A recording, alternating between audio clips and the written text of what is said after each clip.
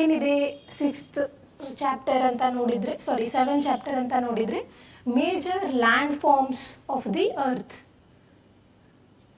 S, major land forms ಭೂಮಿ ಮೇಲೆ ಯಾವ್ದ್ಯಾವ್ದಿದೆ ಅಂತ ಹೇಳಿಬಿಟ್ಟು ಬ್ರೀಫ್ ಇಂಟ್ರೊಡಕ್ಷನನ್ನು ಈ ಚಾಪ್ಟರಲ್ಲಿ ನಾವು ನೋಡ್ತೀವಿ.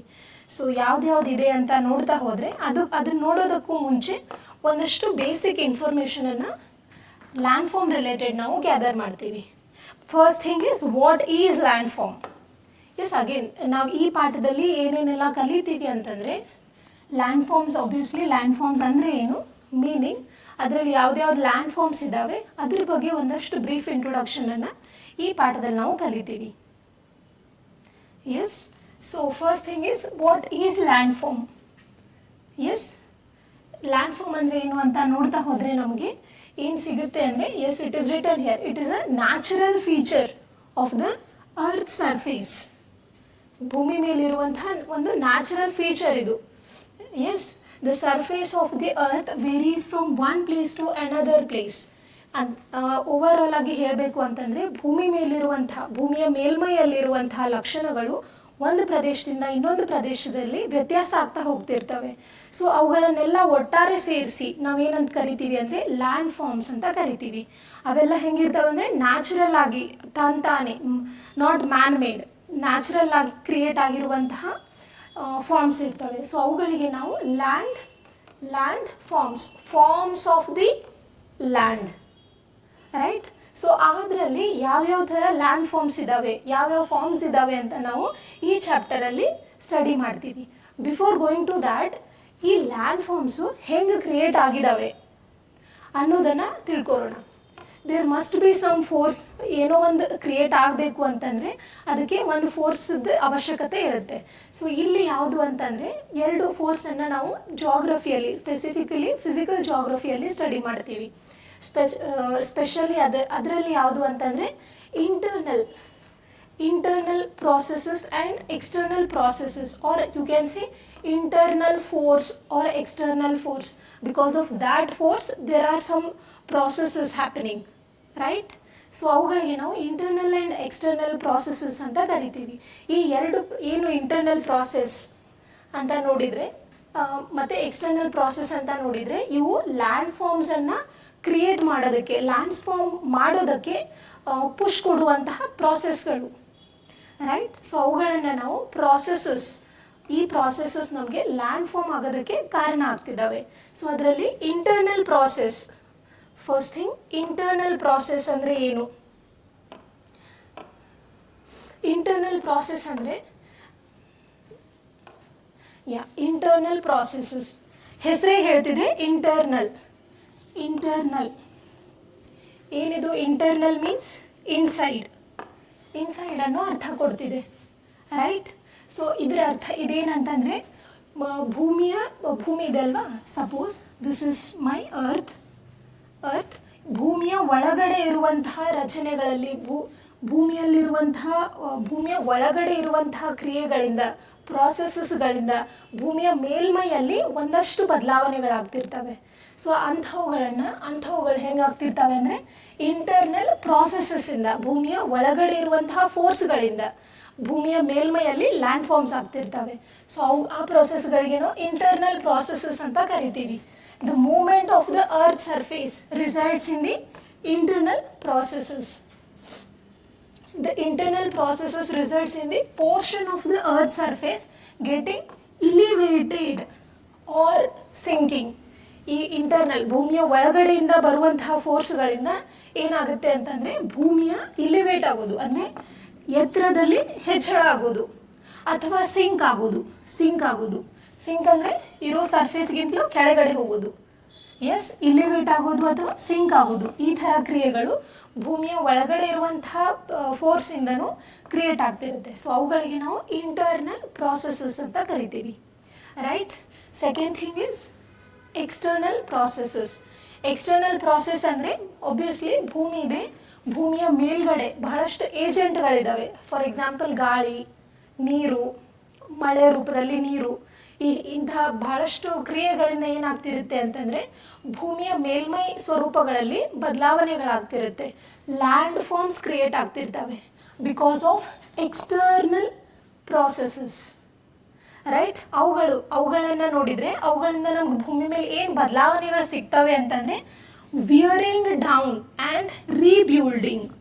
ವಿಯರಿಂಗ್ ಡೌನ್ ಸವೆತ ಮತ್ತು ಸಂಚಯನ ಅಂತ ಕರಿತೀವಿ. ಸೊ ಅಂತಹ ಕ್ರಿಯೆಗಳು ನಮಗೆ ಎಕ್ಸ್ಟರ್ನಲ್ ಪ್ರಾಸೆಸ್ಸಿಂದ ಸಿಗ್ತಿರ್ತವೆ.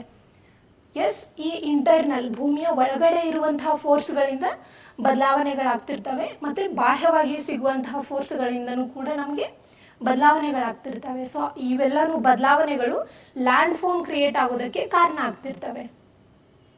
ಎಸ್, ಸೊ ಅಂಥವುಗಳನ್ನು ನಾವು ಈ ಇಂಟರ್ನಲ್ ಮತ್ತು ಎಕ್ಸ್ಟರ್ನಲ್ ಪ್ರಾಸೆಸ್ಸಿಂದ ಏನೇನು ಒಂದಷ್ಟು ಬದಲಾವಣೆಗಳಾಗಿವೆ ಅನ್ನೋದನ್ನು ನಾವು ಇವತ್ತು ಸ್ಟಡಿ ಮಾಡ್ತೀವಿ, right. So again this chapter is very basic, will go through the basics only, right. So this is about internal and external forces. Then comes what are those in land forms. ಈ ಕ್ರಿಯೆಗಳಿಂದ, ಈ ಪ್ರಾಸೆಸ್ಗಳಿಂದ ಮಾಡಲ್ಪಟ್ಟಿರುವಂತಹ ರಚನೆಗಳು ಯಾವುವು ಅಂತ ನೋಡ್ತಾ ಹೋದರೆ ನಮಗೆ ಫಸ್ಟಿಗೆ ಸಿಗುತ್ತೆ mountains. Let me tell you one more thing. Internal and external ಪ್ರಾಸೆಸ್ಸಿಂದ ರಚನೆ ಆಗ್ತಿರ್ಬೇಕಾದ್ರೆ ಸಪೋಸ್ ನೀವೇ ಹಾಗೆ ಯೋಚನೆ ಮಾಡಿದರೆ ಇಂಟರ್ನಲ್ ಪ್ರಾಸೆಸ್ ಅಂತ ಹೇಳಿದೆ. Let me take that page. Internal process ಭೂಮಿಯ ಒಳಗಡೆಯಿಂದ ಬರ್ತಿರುವಂತಹ ಶಕ್ತಿ, ಇದು ಫೋರ್ಸ್. ಭೂಮಿಯ ಒಳಗಡೆ ಇರುತ್ತೆ ಫೋರ್ಸ್, ಬಟ್ ಎಕ್ಸ್ಟರ್ನಲ್ ಹೊರಗಡೆ. ಫಾರ್ ಎಕ್ಸಾಂಪಲ್ ಗಾಳಿ ಎಕ್ಸ್ಟರ್ನಲ್ ಏಜೆಂಟ್ ಆಗಿ ಆ್ಯಕ್ಟ್ ಆಗ್ತಿರುತ್ತೆ. ಅದರಿಂದ ಒಂದಷ್ಟು ಪ್ರಾಸೆಸ್ಸಿಗೆ ಒಳಪಟ್ಟು ಲ್ಯಾಂಡ್ ಫಾರ್ಮ್ ಕ್ರಿಯೇಟ್ ಆಗ್ತಿರುತ್ತೆ. ಸೊ ಈ ಗಾಳಿ ಅನ್ನೋದು ನಮಗೆ ಕಂಟಿನ್ಯೂಸ್ ಇರಲ್ಲ, compared to internal forces. Internal processes ನಮಗೆ ಕಂಪ್ಯಾರಿಟಿವ್ಲಿ ಎಕ್ಸ್ಟರ್ನಲ್ ಫೋರ್ಸಿಗಿಂತಲೂ ಜಾಸ್ತಿ ಕಂಟಿನ್ಯೂಸ್ ಇರ್ತವೆ. But it is not the same case with external process ಆಗಬೇಕು ಅಂದರೆ again it needs some force. ಆ ಫೋರ್ಸಸ್ಸು ಇಲ್ಲಿ continuous, comparatively I am comparing. Yes, ಇಲ್ಲಿ continuous ಇದ್ದಾಗ ಮಾತ್ರ ನಮಗೆ ಲ್ಯಾಂಡ್ ಫಾರ್ಮ್ ಚೇಂಜಸ್, ಭೂಮಿ ಮೇಲೆ ಲ್ಯಾಂಡ್ ಫಾರ್ಮ್ ಸಾಧ್ಯ ಆಗ್ತಿರ್ತವೆ. But when we compare these two, this is more continuous. Yes, yeah, this I wanted to tell you. Please do remember this, it will help you in the upcoming classes. Yeah, next we'll go to the mountains. ಪರ್ವತಗಳು ಅಂತ ಕರಿತೀವಿ ಕನ್ನಡದಲ್ಲಿ. ನೋಡಿರ್ತೀವಲ್ವಾ, ಹಿಂದೆ ನಿಮ್ಗೆ ನೋಡ್ಬೋದು image. So ಪರ್ವತಗಳು ಅಂತ ಬಂದಾಗ ಈ ಥರ ನೋಡಿರ್ತೀವಿ ನಾವು ಸ್ಟ್ರಕ್ಚರ್. ಎಸ್, ನಿಮ್ಗೆ ಹಿಂದೆನೂ ಕಾಣಿಸ್ತಿದೆ. ಸೊ ಪರ್ವತ ಅಂತ ಹೇಳಬೇಕು ಅಂತಂದರೆ ಈ ಥರ ಶೇಪ್ ಇರಬೇಕು. ಅಂದರೆ ಇಲ್ಲಿ ಮುಂದೆ ತುದಿ ಹಿಂಗಿರಬೇಕು, ಸಮ್ಮಿಟ್ ಅಂತ ಕರಿತೀವಿ. ಇಲ್ಲಿ ಕೆಳಗಡೆ ಹೋದಾಗೆ ವಿಶಾಲವಾಗಿರಬೇಕು. ಎಸ್, ಇವುಗಳಿಗೆ ನಾವು ಪರ್ವತಗಳು ಅಂತ ಕರಿತೀವಿ. ಈ ಪರ್ವತಗಳು ಭೂಮಿಯಿಂದ ಸಾಕಷ್ಟು ಎತ್ತರದವರೆಗೂ ಹಬ್ಬಿರ್ತವೆ. ಸೊ ನಮಗೆ ಭೂಮಿ ಮೇಲೆ ಈಗ ಇರುವಂಥ ಹೈಯೆಸ್ಟ್ ಪೀಕ್ ನೋಡಿದರೆ ಅಪ್ರಾಕ್ಸಿಮೇಟ್ಲಿ 9 ಕಿಲೋಮೀಟರ್, 8.8 ಅಂತ ಹೇಳ್ಬೋದು. But approximately 9 ಕಿಲೋಮೀಟರ್ವರೆಗೂ ಹಬ್ಬಿರ್ತವೆ. ಎತ್ತರವಾಗಿ ಇರುವಂತಹ ಪರ್ವತಗಳು, ಮೌಂಟೇನ್ಗಳು ಕೂಡ ನಮಗೆ ಭೂಮಿ ಮೇಲೆ ನೋಡೋಕ್ಕೆ ಸಿಗುತ್ತೆ. ಫಾರ್ ಎಕ್ಸಾಂಪಲ್ ಹಿಮಾಲಯದ ಮೌಂಟ್ ಎವರೆಸ್ಟ್ ಅನ್ನುವಂತಹ ಪರ್ವತ, ಅದು ನಮಗೆ ಅರೌಂಡ್ ಅಪ್ರಾಕ್ಸಿಮೇಟ್ಲಿ ಅಗೇನ್ 8.84 ಹೇಳ್ಬೋದು. ಸೊ ಅಷ್ಟಿದೆ. ಸೊ ಅಗೇನ್ ದಿಸ್ ಇಸ್ ಈ ಥರ ಎತ್ತರ ಹೆಚ್ಚಾದಾಗೆ ಉಷ್ಣಾಂಶ ಏನಾಗುತ್ತೆ ಅಂದರೆ ಕಡಿಮೆ ಆಗ್ತಾ ಹೋಗುತ್ತೆ. ಸೊ ಅದಕ್ಕಾಗಿ ಅಲ್ಲೆಲ್ಲ ಹೆಂಗಿರುತ್ತೆ ಅಂದರೆ ಎಲ್ಲನೂ ಐಸ್ ಆಗಿಬಿಟ್ಟಿರುತ್ತೆ. ಎತ್ತರ ಹೆಚ್ಚಾದಾಗ ಟೆಂಪ್ರೇಚರ್ ಕಡಿಮೆ ಆಗ್ತಿರುತ್ತೆ. ಕಡಿಮೆ ಟೆಂಪ್ರೇಚರಲ್ಲಿ ನಮಗೆ ನೀರು ಘನ ರೂಪದಲ್ಲಿ ಸಿಗುತ್ತೆ, ಸಾಲಿಡ್ ಸ್ಟೇಟಲ್ಲಿರುತ್ತೆ, ಎಲ್ಲ ಫ್ರೋಝನ್ ಸ್ಟೇಟಲ್ಲಿ ಸಿಗುತ್ತೆ. ಸೊ ಅವುಗಳಿಗೆ ನಾವೇನಂತ ಕರಿತೀವಿ ಅಂದರೆ ಗ್ಲೇಷಿಯರ್ಸ್ ಅಂತ ಕರಿತೀವಿ. ಎಸ್, ಸೊ ಗ್ಲೇಷಿಯರ್ಸ್ ಅಂತ ಕರಿತೀವಿ ಅಂಥ ಮೌಂಟೇನ್ಗಳಿಗೆ. ಈ ಮೌಂಟೇನ್ ಒಂದಿದ್ರೆ ಅದಕ್ಕೆ ಮೌಂಟೇನ್ ಅಂತ ಕರಿತೀವಿ. ಅದೇ ಮೌಂಟೇನ್ ಒಂದಾದ್ಮೇಲೆ ಒಂದು ಸೀರೀಸ್ ಆಗಿ ಅರೇಂಜ್ ಆಗಿದ್ದು ಅಂತಂದರೆ ಒನ್ ಆಫ್ಟರ್ ಅನದರ್ ರೇಂಜಲ್ಲಿ ಸೀರೀಸ್ ಆಗಿ ಸಾಲಾಗಿ ಮೌಂಟೇನ್ಗಳು ಅರೇಂಜ್ ಆಗಿದ್ರೆ ಅದಕ್ಕೆ ನಾವೇನಂತ ಕರಿತೀವಿ, ರೇಂಜಸ್ ಅಂತ ಕರಿತೀವಿ. Mountain ranges, right. Yes, for example Himalayan ranges ಅಂತೀವಿ. ಆಲ್ಪ್ಸ್ ಪರ್ವತಗಳು, ಆಂಡೀಸ್ ಪರ್ವತಗಳು ಅಂತ ಹೇಳಿ ವರ್ಲ್ಡ್ ಮ್ಯಾಪಲ್ಲಿ ನಾವು ಇವನ್ನೆಲ್ಲನೂ ಸ್ಟಡಿ ಮಾಡ್ತೀವಿ. So this is the brief introduction about the mountains. So let's go ahead. Next thing, there are some types of the mountains based on the how they formed. ಅವು ಯಾವ ಥರ ರಚಿಸಲ್ಪಟ್ಟಿವೆ ಅನ್ನೋದರ ಆಧಾರದ ಮೇಲೆ ನಮಗೆ ಒಂದಷ್ಟು ಟೈಪ್ಸ್ ಇದ್ದಾವೆ. First thing is fold mountains. Fold ಹೆಸರೇ ಹೇಳ್ತಿದೆ, ಫೋಲ್ಡ್ ಆಗೋದು ಅಂತಂದರೆ ನಮಗೆ ಮುಂದಿನ ಹೈಯರ್ ಕ್ಲಾಸಸ್ಸಲ್ಲಿ ನೋಡ್ತೀವಿ, ಟೆಕ್ಟಾನಿಕ್ ಪ್ಲೇಟ್ಸ್ ಅಂತ ಕರಿತೀವಿ. Yes, plates. Suppose this is one plate, this is another plate. These two plates are ಎರಡು ಆಪೋಸಿಟ್ ಡೈರೆಕ್ಷನಲ್ಲಿ ಇದ್ರ ಬರ್ತಿದ್ದಾಗ there comes one particular point, ಅವೆರಡೂ ಪ್ಲೇಟ್ಸ್ಗಳು ಕೊಲೈಡ್ ಆಗ್ತವೆ, ರೈಟ್? ಸೊ ಆಗ ಕೊಲೈಡ್ ಆದಮೇಲೆ ಇಲ್ಲಿರುವಂತಹ ಲ್ಯಾಂಡ್ ಮಾಸ್ ಇರುತ್ತೆ ಅಲ್ವಾ, ಈ ಲ್ಯಾಂಡ್ ಮಾಸು ಫೋಲ್ಡ್ ಆಗಕ್ಕೆ ಸ್ಟಾರ್ಟ್ ಆಗುತ್ತೆ. One will subduct beneath the another one, ಒಂದು ಕೆಳಗಡೆ ಸಬ್ಡಕ್ಟ್ ಆಗಿರುತ್ತೆ, but that processes goes on continuous. ಹಾಗಿರುವಾಗ ಮೇಲಿನ ಲ್ಯಾಂಡ್ ಮಾಸ್ ಎಲ್ಲ ಫೋಲ್ಡ್ ಆಗಕ್ಕೆ ಸ್ಟಾರ್ಟ್ ಆಗುತ್ತೆ. ಆ ಥರ ಫೋಲ್ಡ್ ಆಗಿರುವಂತಹ ಲ್ಯಾಂಡ್ ಮಾಸಿಗೆ ನಾವು ಫೋಲ್ಡ್ ಮೌಂಟೇನ್ಸ್ ಅಂತ ಕರಿತೀವಿ. For example our Himalayas. Yes, Himalayas are the fold example for fold mountains. ಇದನ್ನ ಎಕ್ಸಾಮಲ್ಲಿ ಕೇಳಿದ್ದಾರೆ, ಹಿಮಾಲಯ ಯಾವ ಟೈಪ್ ಆಫ್ ಮೌಂಟೇನಿಗೆ ಎಕ್ಸಾಂಪಲ್ ಅಂತ. So please remember that. Next comes block mountains.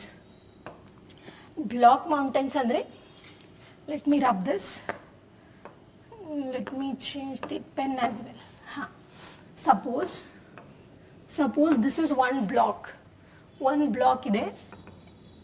ಈ ಇಂಟರ್ನಲ್ ಪ್ರಾಸೆಸಸ್ ಅಂತ ಓದಿದ್ವಿ ಅಲ್ವಾ, ಸೊ ಇಂಟರ್ನಲ್ ಪ್ರಾಸೆಸ್ಗಳಿಂದ ಈ ಬ್ಲಾಕ್ ಇದೆ ಅಲ್ವಾ, ಒಂದು ಹೋಲ್ ಬ್ಲಾಕ್ ಇದ್ದಿದ್ದು ಇದಿಷ್ಟು ಮಿಡಲ್ ಪೋರ್ಷನ್ ಎಲ್ಲ ಇದೆ ಅಲ್ವಾ, ಇದಿಷ್ಟು ಪೋರ್ಷನ್ ಏನಾಗುತ್ತೆ ಅಂದರೆ, ಇದಿಷ್ಟು ಏನಾಗ್ಬಿಡುತ್ತೆ ಅಂದರೆ ಕೆಳಗಡೆ ಈ ಥರ ಬಂದ್ಬಿಡುತ್ತೆ. Yes, again, why this everything is we'll study in the higher classes. Just remember this. ಒಂದು ಪೋರ್ಷನ್ ಏನಾಗುತ್ತೆ, ಕೆಳಗಡೆ ಬಂದ್ಬಿಡುತ್ತೆ. ಇದಕ್ಕೆ ನಾವು ಗ್ರಾಬನ್ ಅಂತ ಕರಿತೀವಿ.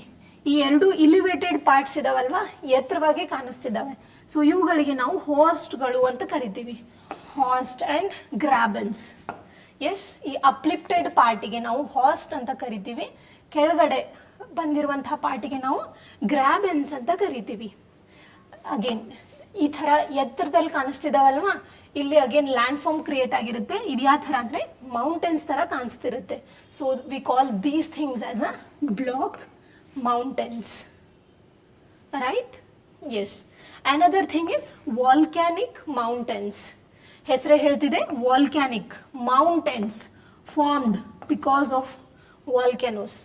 ವಾಲ್ಕ್ಯಾನೋ ಆಗ್ತಿರುತ್ತೆ ಅಲ್ವಾ, volcano will study later, but let me tell you briefly.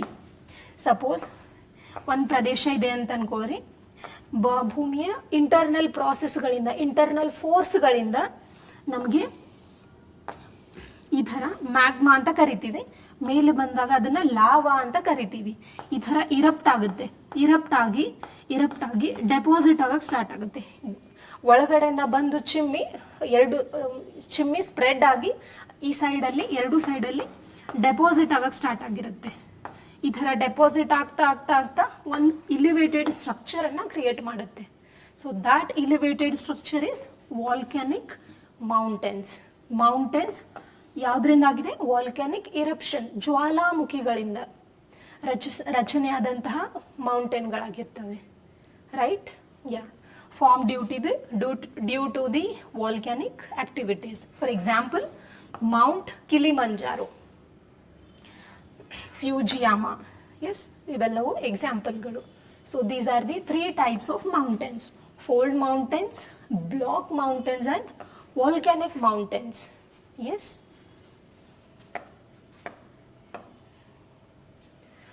Yeah, let's go ahead. Next things, another landform is plateau. ಕನ್ನಡದಲ್ಲಿ ಇದಕ್ಕೆ ಪ್ರಸ್ಥಭೂಮಿ ಅಂತ ಕರಿತೀವಿ. ಎಸ್, ಫ್ಲಾಟ್ಯೂ ಅಂದರೆ ಏನು? ಮೌಂಟೇನ್ ಅಷ್ಟು ಎತ್ತರವಾಗಿರೋದಿಲ್ಲ, ಬಟ್ ಸ್ವಲ್ಪ ಎತ್ತರವಾಗಿದ್ದು ಬಹಳಷ್ಟು ವಿಸ್ತಾರವಾಗಿ ಹಬ್ಬಿರುತ್ತೆ. ಇಲಿವೇಟೆಡ್ ಫ್ಲಾಟ್ ಲ್ಯಾಂಡ್ ಅಂತ ಕರಿತೀವಿ, ರೈಟ್? ದಕ್ಕನ್ ಪ್ರಸ್ಥಭೂಮಿ ಅಂತ ನೀವು ಕೇಳಿರ್ಬೋದು, ಏನು ಪ್ಲಾಟ್ಯೂ ಅಂತ ಕರಿತೀವಿ. Deccan Plateau in India is one of the oldest plateau. Deccan plateau ಅನ್ನೋದು ಪ್ಲಾಟ್ಯೂಗಳಿಗೆ ಒಂದು ಉದಾಹರಣೆ ಆಗಿದೆ. ಈ ಥರ ಇಂಡಿಯಾ ಮ್ಯಾಪ್ ತೆಗೆದ್ವಿ ಅಂತಂದರೆ ಅಪ್ರಾಕ್ಸಿಮೇಟ್ಲಿ ಈ ಪೋರ್ಷನ್ನಲ್ಲಿ ನಮಗೆ ಪ್ರಸ್ಥಭೂಮಿ ಸಿಗುತ್ತೆ, ರೈಟ್. ಹಾಂ, another example is African plateau. It is famous for gold and diamond. It is famous for gold and diamond. Yes. One more important thing about plateau is these are formed due to lava volcanic eruption ಇಂದ ಆಗಿರ್ತವೆ. ಅದಕ್ಕಾಗಿ lava plateaus are rich in black soil rich ಇರುತ್ತೆ. there is one chemical component, ಅದು ನಮಗೆ ಆ plateau ಏನಾಗುತ್ತೆ black ಇರೋಕ್ಕೆ ಕಾರಣ ಆಗುತ್ತೆ. ಲಾವಾ ಪ್ಲಾಟ್ಯೂಸ್ ಏನಿರ್ತಾವಲ್ವಾ ವೋಲ್ಕ್ಯಾನಿಕ್ ಇರಪ್ಷನ್ ಇಂದಾನು ಪ್ಲಾಟ್ಯೂಸ್ ಆಗಿರ್ತವೆ, ಅವುಗಳಿಗೆ ನಾವು ಲಾವಾ ಪ್ಲಾಟ್ಯೂಸ್ ಅಂತ ಕರಿತೀವಿ. They are rich in black soil. For example Deccan plateau, right. So this is and the soil is very fertile and it is very good for the agriculture. ಸರಿ, ಅದು ನಮಗೆ land soil ಎಲ್ಲ ಬಹಳ ಫಲವತ್ತಾಗಿರೋದ್ರಿಂದ ಅಲ್ಲಿ ನಮಗೆ ಅಗ್ರಿಕಲ್ಚರ್ಗೆ ಬಹಳ ಹೆಲ್ಪ್ ಆಗುತ್ತೆ.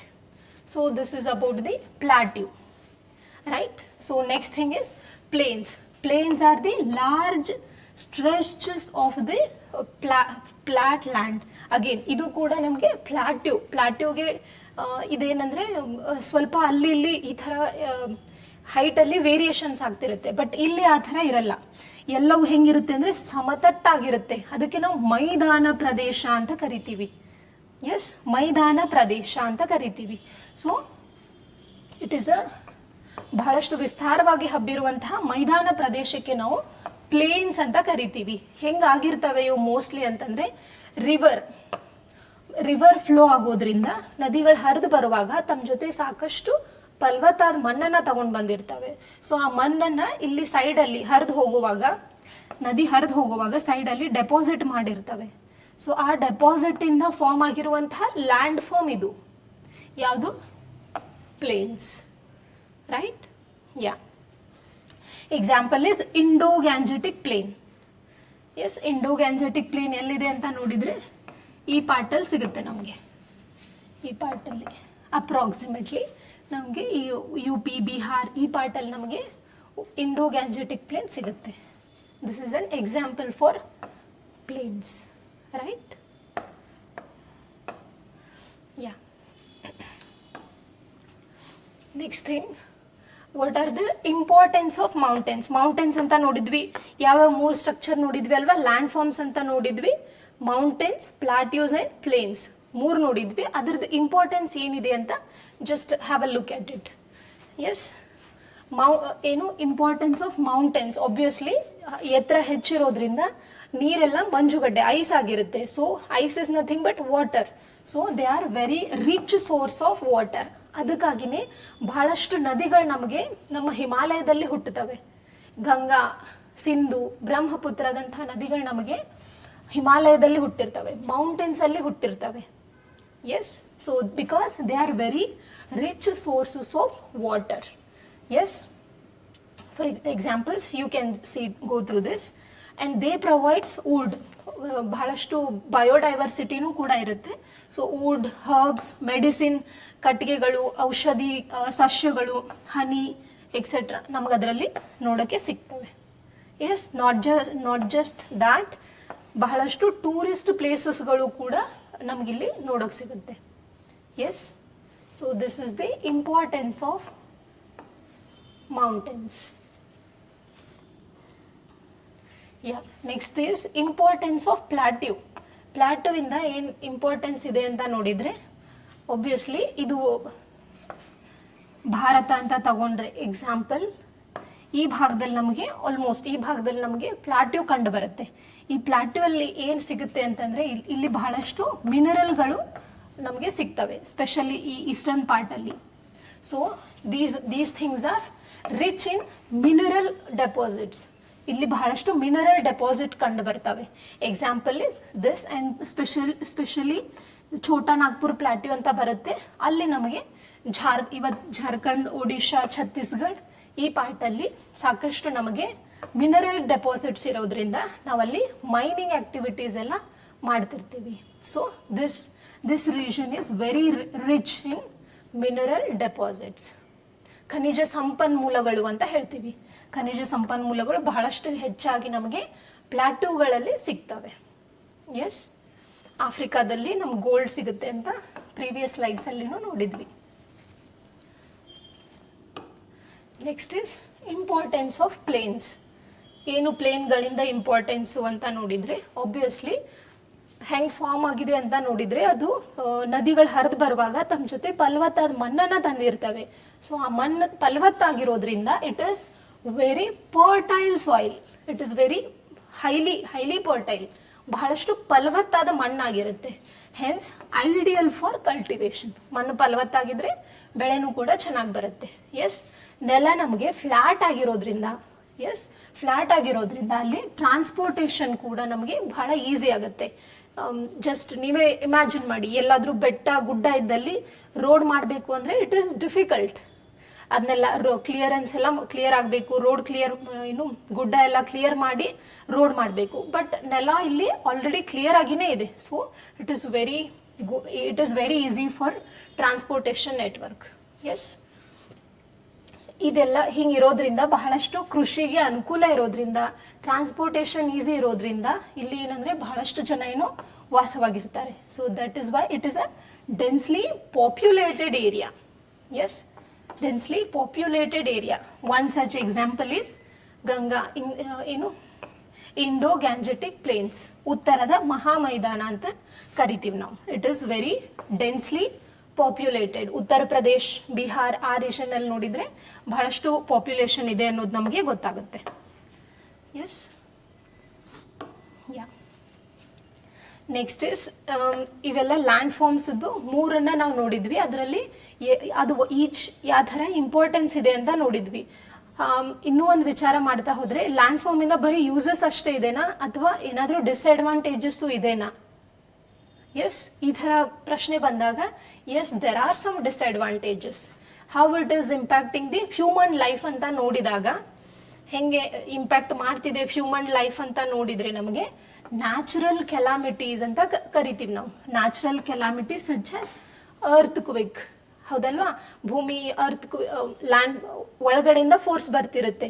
ಇಂಟರ್ನಲ್ ಪ್ರಾಸೆಸ್ಗಳಿಂದಾಗಿ ಭೂಮಿಯ ಲ್ಯಾಂಡ್ ಫಾರ್ಮ್ಸಲ್ಲಿ ಚೇಂಜಸ್ ಆಗ್ತಿರುತ್ತೆ. So earthquake, volcanic eruption, storms, floods causes a widespread destruction. ಇಂಥ ಪ್ರಾಕೃತಿಕ ವಿಕೋಪಗಳಿಂದ ಬಹಳಷ್ಟು ಭೂಮಿ ಮೇಲೆ ಆಸ್ತಿ ಹಾನಿ, ಜೀವಹಾನಿ ಆಗುವಂತಹ ಸಂಭವಗಳು ಬಹಳಷ್ಟು ಇರ್ತವೆ. ಸೊ ಇದೇನು ಅನದರ್ ಸೈಡ್, ನಮ್ಗೆ ಮನುಷ್ಯನಿಗೆ ಏನಾಗ್ತಿದೆ, ಇದರಿಂದ ಹಾನಿ ಆಗ್ತಿದೆ. ಎಸ್, ಲ್ಯಾಂಡ್ ಫಾರ್ಮ್ಸ್ದಿಂದ ನಮಗೆ ಒಳ್ಳೇದಷ್ಟೇ ಅಲ್ಲ, ನಮ್ಗೆ ಅದರಿಂದ ಹಾನಿಗಳು ಕೂಡ ಇದ್ದಾವೆ.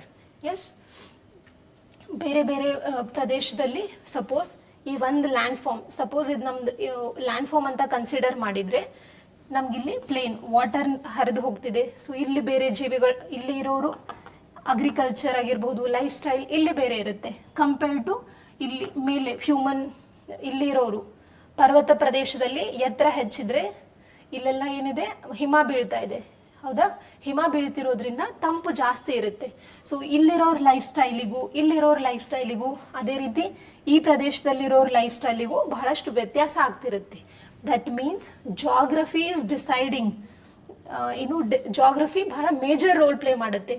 ಮನುಷ್ಯನ ಜೀವನ ಯಾವ ಥರ ಇರುತ್ತೆ ಈ ಪ್ರದೇಶದಲ್ಲಿ, ಈ ಪರ್ಟಿಕ್ಯುಲರ್ ಪ್ರದೇಶದಲ್ಲಿ ಅನ್ನೋದನ್ನ ಡಿಸೈಡ್ ಮಾಡುವಲ್ಲಿ geography place a very important role, right? Yeah, these are the some important things about human and land form, right? Yeah, this is misplaced. Grab and it is the same thing. Yes, one more thing I need to tell you. Host and Graben now block mountains ನೋಡಿದ್ವಿ ಅಲ್ವಾ? So these are the same thing. Yeah. ಒಂದು 4 terms ಅನ್ನು ನಾನಿಲ್ಲಿ introduce ಮಾಡಿದ್ದೀನಿ. They are very important for the upcoming classes and next chapters as well. Flora, fauna, erosion and deposition. Yes, flora ಅಂದರೆ plants of a particular area, ಅದಕ್ಕೆ ನಾವು flora ಅಂತ ಕರಿತೀವಿ. ಸಸ್ಯ ಸಂಕುಲ ಅಂತ ಕರಿತೀವಿ ಕನ್ನಡದಲ್ಲಿ, ರೈಟ್? ಫಾನಾ, ಆ್ಯನಿಮಲ್ಸ್, ಅನಿಮಲ್ಸಿಗೆ ನಾವು ಫಾಂಡಾ ಅಂತ ಕರಿತೀವಿ. ಇರೋಷನ್ ಅಂತಂದರೆ ದ ವಿಯರಿಂಗ್ ಅವೇ, ಸವೆತ, ಕನ್ನಡದಲ್ಲಿ ನಾವು ಇದಕ್ಕೆ ಸವೆತ ಆಗೋದು ಅಂತ ಕರಿತೀವಿ. ಭೂಮಿಯ ಮೇಲ್ಮೈಯಲ್ಲಿರುವಂತಹ ಮಣ್ಣು ಕೊಚ್ಕೊಂಡು ಹೋಗೋದಕ್ಕೆ ನಾವು ಸವೆತ, ಸವಕಳಿ, ಮಣ್ಣಿನ ಸವಕಳಿ ಅಂತ ಕರಿತೀವಿ. That is what erosion is. Yes, wearing away of earth surface, right. Next is deposition. ಈ ಥರ ಕೊಚ್ಕೊಂಡು ಹೋಗ್ತಿರುತ್ತೆ ಅಲ್ಲ, it must deposit somewhere, right. So ಎಲ್ಲೋ ಒಂದು ಕಡೆ ಹೋಗಿ ಸಂಚಯನ ಆಗುತ್ತೆ, ಸಂಗ್ರಹ ಆಗುತ್ತೆ, ಶೇಖರಣೆ ಆಗುತ್ತೆ. So that is what deposition is. Yes, yeah, these are the some terms. Please do remember these terms. Next ಬರ್ತಿರ್ತವೆ. Yeah, these things are the very basics, and these basics are there in your 6th standard, this chapter, right? So I hope you understood this chapter. So thank you.